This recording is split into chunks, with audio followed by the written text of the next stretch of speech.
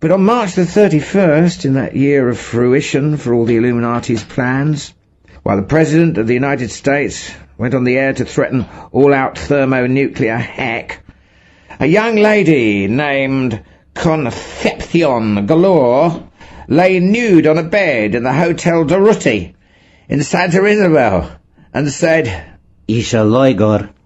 "What's a loigor?" asked her companion, an Englishman named Fission Chips, who had been born on Hiroshima Day and named by a father who cared more for physics than for the humanities.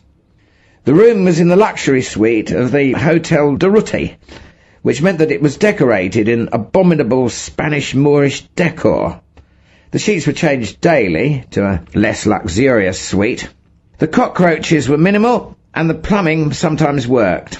Concepcion contemplated the bullfight mural on the opposite wall, Manaletti turning an elegant Veronica on an unconvincingly drawn bull, and said thoughtfully, "Ah, a loigor is a god of the black people, the natives.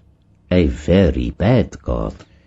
Chips glanced at the statue again and said, more to himself than to the peasant girl, "Looks vaguely like Tlaloc in Mexico City, crossed with one of those Polynesian Cthulhu tikis." "The Starry Wisdom people are very interested in these statues," Concepcion said, just to be making conversation, since it was obvious that Chips wasn't going to be ready to prong her again for at least another half hour. "Indeed," Chips said, equally bored. "Who are the Starry Wisdom people?" "A church down on Tequila Remoto Street, what used to be La Mombo Street, and was Franco Street when I was a girl. Funny church." The girl frowned, thinking about them. "When I worked in the telegraph office, I was always seeing the telegrams, all in code, and never to another church, always to banks, all over Europe and North and South America." "You don't say," drawled Chips, no longer bored, but trying to sound casual. His code number in British intelligence was, of course, 0005. "Why are they interested in these statues?" He was thinking that statues, properly hollowed out, could transport heroin. He was already sure that Starry Wisdom was a front for bugger.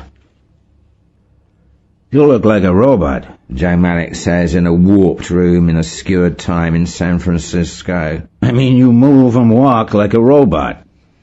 "Hold on to that, Mr. Wabbit," says a bearded young man with a saturnine smile. "Some trippers see themselves as robots, others see the guide as a robot. Hold that perspective. Is it a hallucination or is it a recognition of something we usually black out?" "Wait," Joe says. "Part of you is like a robot, but part of you is alive, like a growing thing, a tree or a plant." The young man continues to smile, his face drifting above his body toward the mandala painted on the ceiling. "Well," he asks, "do you think that might be a good poetic shorthand? That part of me is mechanical, like a robot, and part of me is organic, like a rose bush? And what's the difference between the mechanical and the organic? Isn't a rose bush a kind of machine used by the DNA code to produce more rose bushes?"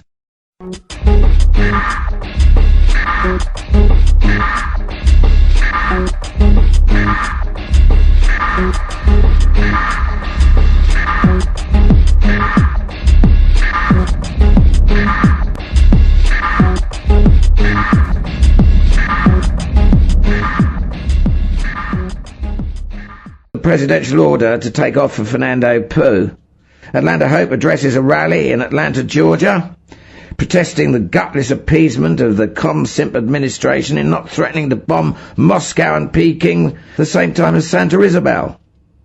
The Premier of Russia rereads his speech nervously as the TV cameras are set up in his office. "And in socialist solidarity with the freedom-loving people of Fernando Poo." The chairman of the Chinese Communist Party, having found the thought of Chairman Mao of little avail, throws the I Ching sticks and looks dismally at hexagram 23. And 99% of the peoples of the world wait for their leaders to tell them what to do. But in Santa Isabel itself, 3 locked doors across the suite from the now sleeping Concepcion, Fission Chips says angrily into his shortwave, Repeat, none. Not one Russian or Chinese anywhere on the bloody island. I don't care what Washington says. I'm telling you what I have seen. Now, about the bugger heroin ring here. Sign off. The submarine tells him. HQ is not interested in bugger or heroin right now. Damn and blast. Chips stares at the shortwave set. That bloody well tore it. He would just have to proceed on his own and show those armchair agents back in London, especially that smug W, how little they actually knew about the real problem in Fernando Poo and the world.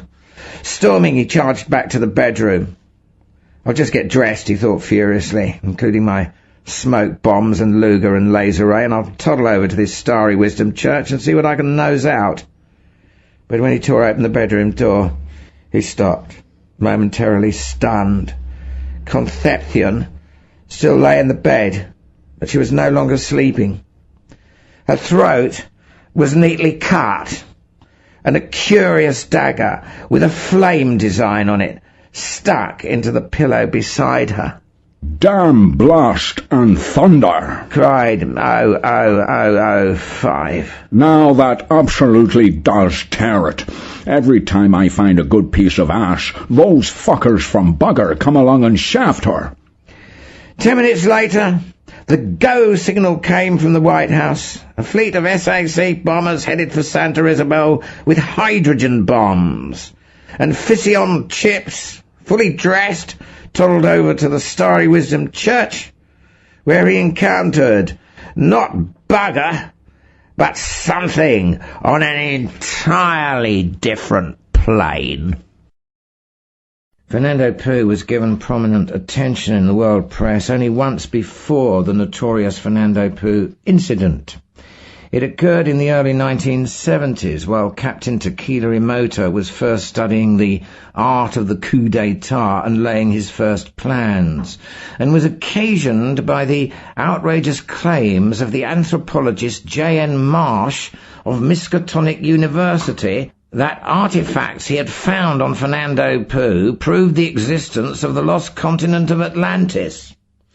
Although Professor Marsh had an impeccable reputation for scholarly caution and scientific rigour before this, his last published book, Atlantis and Its Gods, was greeted with mockery and derision by his professional colleagues, especially after his theories were picked up and sensationalised by the press. Many of the old man's friends, in fact, blame the campaign of ridicule for his disappearance a few months later, which they suspect was the suicide of a broken-hearted and sincere searcher after truth. Not only were Marsh's theories now beyond all scientific credibility, but his methods, such as quoting Allegro's The Sacred Mushroom and the Cross, or Graves' The White Goddess, as if they were as reputable as Boaz, Mead, or Fraser, seemed to indicate senility. This impression was increased by the eccentric dedication to Ezra Pound, Jacques de Molay, and Emperor Norton I.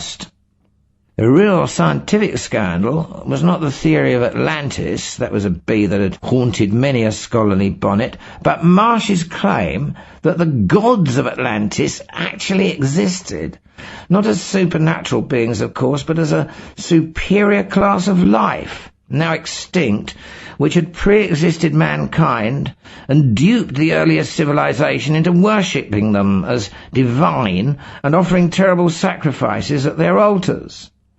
That there was absolutely no archaeological or paleontological evidence that such beings ever existed was the mildest of the scholarly criticisms aimed at this hypothesis.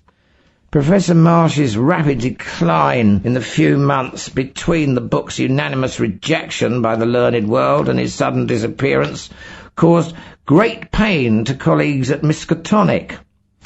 Many recognized that he had acquired some of his notions from Dr. Henry Armitage, generally regarded as having gone somewhat bananas after too many years devoted to puzzling out the obscene metaphysics of the Necronomicon. When the librarian, Miss Horace, mentioned at a faculty tea shortly after the disappearance that Marsh had spent much of the past month with that volume, one Catholic professor urged, only half-jokingly, that Miskatonic should rid itself of scandals once and for all by presenting that damned book, he emphasized the word very deliberately, to Harvard. Missing Persons Department of the Arkham Police assigned the Marsh case to a young detective who had previously distinguished himself by tracing several missing infants to one of the particularly vile Satanist cults that have festered in that town since the witch-hunting days of 1692. His first act was to examine the manuscript on which the old man had been working since the completion of Atlantis and its gods. It seemed to be a shortish essay intended for an anthropological magazine, and was quite conservative in tone and concept, as if the professor regretted the boldness of his previous speculations. Only one footnote, expressing guarded and qualified endorsement of Urquhart's theory about whales being settled by survivors from Mu, showed the bizarre preoccupations of the Atlantis book. However, the final sheet was not related to this article at all, and seemed to be notes for a piece which the professor evidently intended to submit, brazenly and in full and total contempt of academic opinion, to a pulp publication devoted to flying saucers and occultism. The detective puzzled over these notes for a long time. The usual hoax, fiction presented as fact. This hoax described here, opposite to this, fact presented as fiction. Huysman's Labar started it, turns the Satanist into hero. Machen in Paris 1880s met with Huysman's circle. Dolls and Aclo letters in Machen's subsequent fiction. Same years, Bierce and Chambers both mention Lake of Harley and Carcosa. Allegedly coincidence. Crowley recruiting his occult circle after 1900. Bierce disappears in 1913. Lovecraft introduces Harley, Dolls, Aclo, Cthulhu after 1923. Lovecraft dies unexpectedly, 1937. Seabrook discusses Crowley, Machen, etc. in his Witchcraft, 1940. Seabrook's suicide, 1942. Emphasize, Bierce describes Oedipus complex in Death of Halpin Fraser before Freud, and relativity in Inhabitant of Carcosa before Einstein. Lovecraft's ambiguous description of Azathoth as blind idiot god, demon sultan, and nuclear chaos, Kierkegaard 1930, 15 years before Hiroshima. Direct drug references in Chambers' King in Yellow, Macken's White Powder, Lovecraft's Beyond the Wall of Sleep and Mountains of Madness. The appetites of the Loiga or Old Ones in Bierce's Damned Thing, Macken's Black Stone. Lovecraft, constantly. Atlantis, known as Thule, or Tula, both in German and Panama Indian lore. And of course coincidence again, the accepted explanation. Opening sentence for article.